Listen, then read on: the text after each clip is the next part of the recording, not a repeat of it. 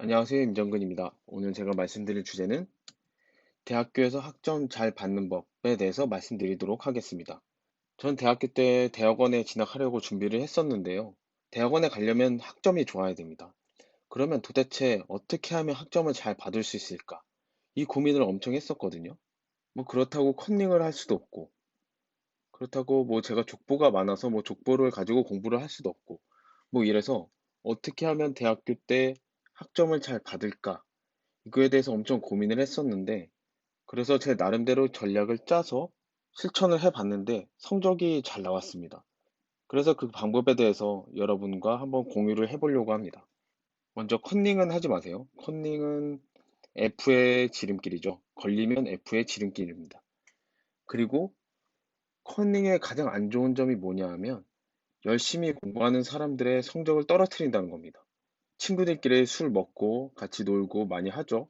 대학교 때. 그런데 시험 기간이 되면 만약에 시험 시간에 내가 컨닝을 하면 그렇게 같이 놀던 친구들, 그렇게 그 친구들 중에서는 굉장히 공부를 열심히 하는 친구들이 있단 말이에요.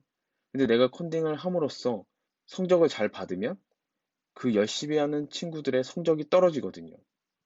그러면 놀 때는 같이 웃으면서 놀았지만 결국에 내가 컨닝을 함으로 해서 그 친한 친구들의 노력이 물거품이 되는 거예요. 그래서 컨닝은 F의 지름길이기도 하지만 친구의 성적을 떨어뜨리는 것이기 때문에 하지 마시고요.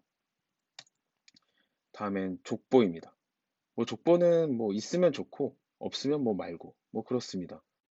족보가 있어야 뭐 성적이 잘 나온다. 족보를 공부해야 성적이 잘 나온다. 뭐 이렇게 말하는 사람들이 있는데 뭐 일부는 맞고 일부는 틀립니다. 왜냐하면 족보가 있으면 예전 시험 문제니까 그래서 족보에 나오는 것만 공부를 해서 시험을 보면 운이 좋으면 성적이 잘 나오고 운이 나쁘면 뭐 성적이 잘 안 나옵니다. 그런데 우리는 뭐 성적이 잘 나오는 게 중요하지만 결국에는 공부를 해서 아는 게 중요하잖아요. 많은 걸 배우려고 비싼 등록금을 내고 대학교에 왔는데 족보에 나오는 거 적당히 해서 성적을 얻는 것도 좋지만 뭐 좀 등록금이 아깝잖아요.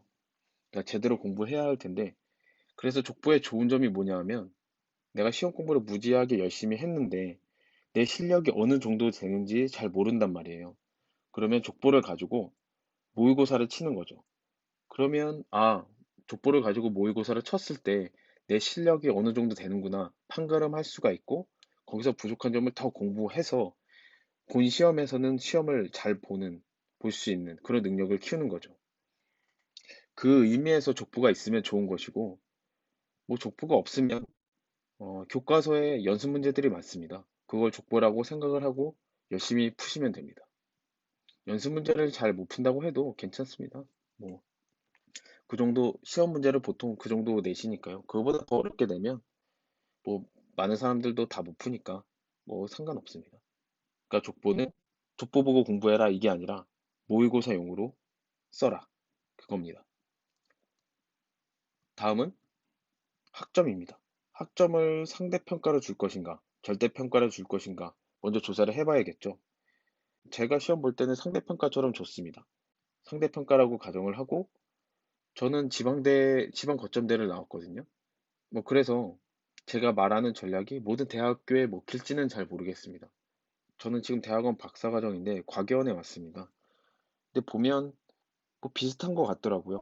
어차피 비슷한 실력을 가진 사람들이 비슷한 시험을 보는 거기 때문에 여기서 사용하는 전략이 비슷하게 잘 먹힐 거라고 생각이 됩니다. 그리고 제가 다니던 학과의 학생 수는 약 50명 정도 됐었습니다. 그러면 학점은 상대평가라고 가정을 하고 이제 줄 수 있는 점수가 얼마나 되는지 이제 평가 지표가 어떻게 되는지 조사해 보는 거죠. 제가 다니던 학과에서는 A는 30%, 그러니까 B는 40%, 그러니까 전체 학생들 중에 70%는 B를 맞을 수 있는 거죠. 그리고 나머지 30%는 C 이하를 받았습니다. 평가 기준이 이랬습니다. 근데 실제 주는 거는 대략적으로 친구들한테 물어봤을 때 A뿔은 한 10%? 한 50명 중에 한 5명 정도 받았던 것 같아요. 그리고 A 제로는 10에서 한 15%, 한 5명에서 많으면 10명까지 줬던 것 같아요. 그리고 B는 한 40%, 그러니까 시험을 뭐 어느 정도 봤다 하면 B뿔 정도? 이 정도 무난하게 받았던 것 같아요. 그리고 나머지는 C 이하를 받았습니다. 그러면 이제 지금까지 학점을 어떻게 주는지에 대해서 알아봤는데요. 이제 배경 조사가 끝났으니까 이제 공부를 어떻게 해야 되는가? 이제 데이터를 조사합니다. 그래서 공부량을 저는 조사했거든요. 저랑 같이 시험을 보는 학생들한테 다 물어봤습니다. 그래서 A 받는 사람들한테 너 공부 얼마나 하냐? 이렇게 물어봤거든요. 그러니까 보통 시험 기간에 한 3번 정도 책을 본다고 하더라고요. 그리고 B는 2번 정도 보고 C는 한 번 보든가 아니면 안 보든가 뭐 그랬습니다. 그리고 D는 시험 전날 술을 먹습니다. 저는 보통 시험 기간에 새벽 공부를 했었거든요. 학교 도서관이 5시에 열어가지고 제가 한 4시나 한 4시 반쯤 도서관으로 출발했습니다. 그래서 한 4시 반쯤 뭐 도서관으로 가고 있으면 대학로에서 사람들이 이제 친구들이 술을 먹고 있습니다. 그리고 다음날 같은 장소에서 시험을 보죠. 뭐 그랬습니다. 그리고 F는 물어볼 수가 없었습니다. 만날 수가 없어. 어디 있는지 모르겠습니다. 혹시 아시는 분 있으면 한번 물어봐서 공부 얼마나 하는지 한번 저에게 알려주세요. 다음은 전략입니다. 어떻게 하면 A뿔을 받을 것인가? 저희는 A0를 받으려고 하는 게 아닙니다. 저희는 A뿔을 받으려고 하는 겁니다. 어떻게 하면 A뿔을 받을 것인가? A뿔 받는 사람들은 3번 정도 읽는다고 했었죠. 저는 공학을 전공하지만 속설 같은 것도 되게 좋아하거든요. 이런 속설 있죠. 내가 남들보다 머리가 나쁘다는 가정하에 남들보다 2배는 해야지. 보통 이런 말 많이 하잖아요. 아, 그래서 남들보다 2배는 해야겠다. 저는 남들보다 그렇게 똑똑하다고 생각하지 않거든요. 그래서 어떤 목표를 달성할 때는 아, 내가 남들보다 조금은 뒤처진다고 생각하고 더 열심히 하는 경향이 있었던 것 같아요. 누가 그런 말을 했었죠. 운전을 할 때, 아, 이 도로에서 내가 운전을 가장 못한다고 생각해라. 그래야 사고가 안 난다. 이런 말을 한 적이 있었는데, 공부할 때도 똑같았던 것 같습니다. 내가 남들보다 머리가 나쁘다. 이런 생각을 하고, 그러니까 나는 남들보다 더 많이 해야지. 그래서 남들보다 2배는 해야지. 뭐 이런 생각을 했었습니다. 그러면 남들보다 2배는 해야 되니까 6번을 읽으면 되겠다. 이런 계산이 나오거든요.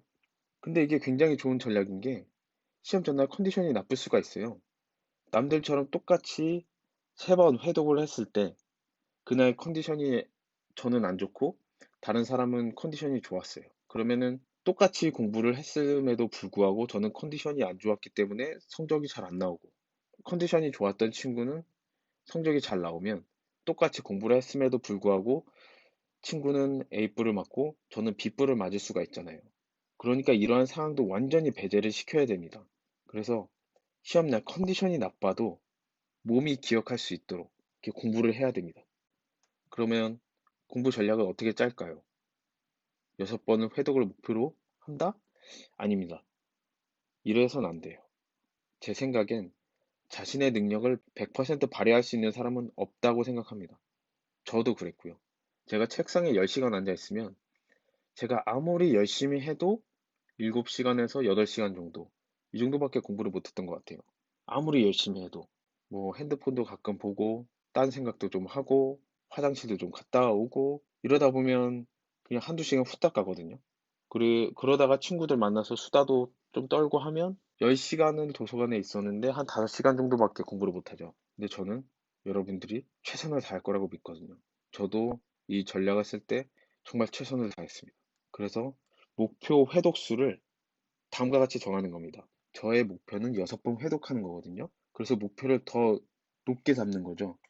그래서 목표 회독수를 딱 정해놓고 80%의 능력을 발휘한다고 가정을 해서 목표 회독수를 정합니다. 그러면 목표 회독수는 7.5회가 됩니다. 그래서 저는 책을 7번 반을 읽는 것을 목표로 공부를 했습니다.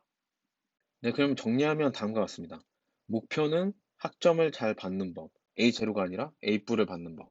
평가 지표는 상대평가, 10% 안에 들기죠. 학과 학생이 50명이면 5등 안에 들기인 겁니다.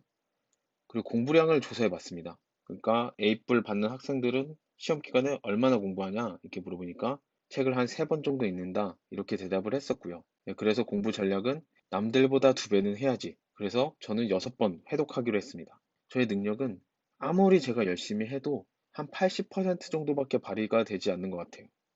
그래서 목표 회독수는 7.5회독. 그러니까 책을 7번 반 회독하는 것을 목표로 공부량을 설정했습니다. 그러면 제가 능력을 80%만 발휘만 해도 6회독이 가능하니까 저는 A뿔을 받을 수 있는 거죠. 여기서 중요한 게 뭐냐면 우리는 목표를 학점 잘 받는 법이라고 정했죠. 뭔가 전략이 있을 것 같은데 어떻게 해야 될지 모르겠어요. 근데 우리는 여러 가지 조사를 통해서 이 학점 잘 받는 법이라는 이런 추상적인 목표를 이 밑에서 볼 수 있는 것처럼 책을 7번 반에 읽는다. 이 목표로 바꿨습니다. 구체적인 목표, 정량적인 목표로 바꿨습니다. 이게 가장 중요해요. 얼마나 해야 될지 모르는 그런 애매한 목표가 있을 때 그거를 아래에서 보는 것처럼 우리가 셀 수 있는 정량적인 어떤 확실한 목표로 바꾸는 거죠. 내가 이해를 하든 못하든 그냥 7번 반을 읽는다, 책을. 이렇게 하는 겁니다. 그런데 7번 반을 읽다 보면 익숙해져서 그런지 이해가 되더라고요. 그러면 시험 문제를 잘 풀 수가 있고 좋은 학점을 받을 수가 있습니다. 근데 7.5회독을 어떻게 읽을까요? 우리는 한 과목당 전공은 한 500페이지는 봐야 되죠. 근데 우리가 한 과목만 듣는 게 아니죠. 6과목에서 한 8과목은 듣습니다. 그걸 언제 다 읽느냐 이거죠. 그래서 다음 시간에는 그래, 7.5회독을 하면 된다라는 걸 알았는데 그러면 7.5회독을 도대체 어떻게 할 거냐? 정독할 거냐? 이건 불가능하겠죠. 그래서 어떻게 7.5회독을 할까? 저는 이러한 방법을 관대한 공부법이라고 이름을 붙였었거든요. 7.5회를 읽는 건 너무 어려워요. 너무 힘들어요. 그래서 되게 관대한 평가 기준을 정하는 거죠. 한 요 정도만 하면 뭐 이런 식으로. 그래서 다음 시간에는 7.5회독을 어떻게 할 것이냐, 책을 7번 반을 어떻게 볼 것이냐, 관대한 공부법에 대해서 알려드리도록 하겠습니다.